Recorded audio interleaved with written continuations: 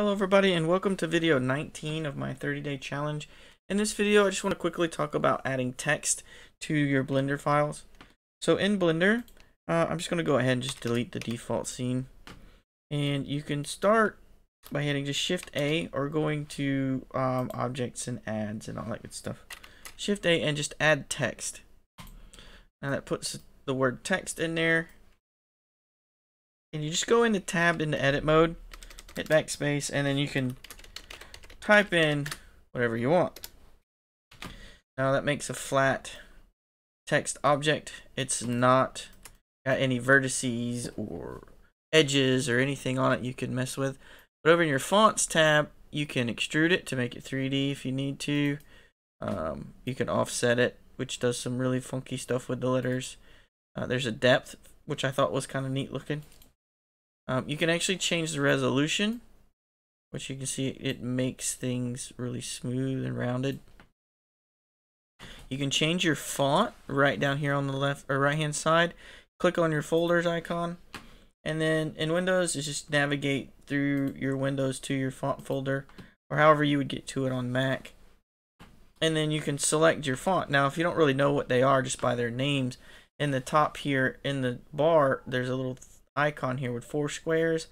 You click on that and it'll actually show you a sample of all your different fonts, which is neat because then you can just click which one you want and it will automatically update to that font in Blender. All right there. I thought it'd be really neat just to go through and show you how you could make a quick stop sign. So I'm just going to delete that, make sure I'm centered over here. I'm just going to add me a circle. And we're going to change that to 8. Stop sign has 8 sides. Now we're going to rotate it on the Y. It's like 23. Rotate. Oh, Z 23. Stop sign has the flat edges.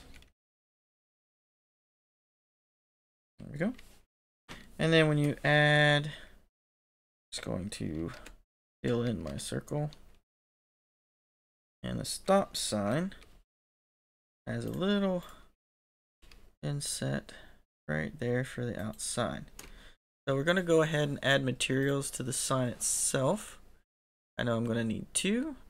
The first one is going to be red for the background. And the second one is going to be white. Now this is for the edges. And then we have our white edges. There we go. Quick, simple stop sign. And then Alt A, or Shift A, excuse me. And text. Tab, go into text and just type stop. And then we can move it into place on our fonts. And it looks like it's a bit too big, so we can scale it down, move it over.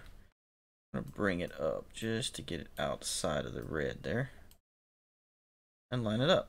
There we go. Stop. All right. Now it's not currently an object. I can't go into edit mode and like change vertices or anything like that. If you need it to do that, you can by hitting Alt and C and then convert to mesh from curve, meta, surf, or text. And that will actually convert it into a mesh object that you can go in and select the faces and do different things with if you need to. I don't currently need to do that. What I'm going to do is just parent it to the stop sign by hitting Control P and parent to object. That way, if I have the stop sign selected and I rotate it, like say on the X, it stands the whole thing up and everything's parented to it, so it stays in the same view of itself. So now I can just go into front view, bring my stop sign up, add me a cylinder, scale it down, scale it up.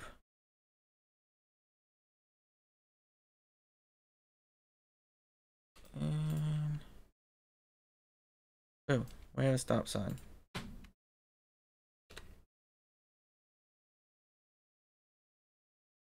Alright. Quick and simple. There are lots of options you can do with the text. Changing the font, changing the size. You can change the thickness, the rotation. You can change the center.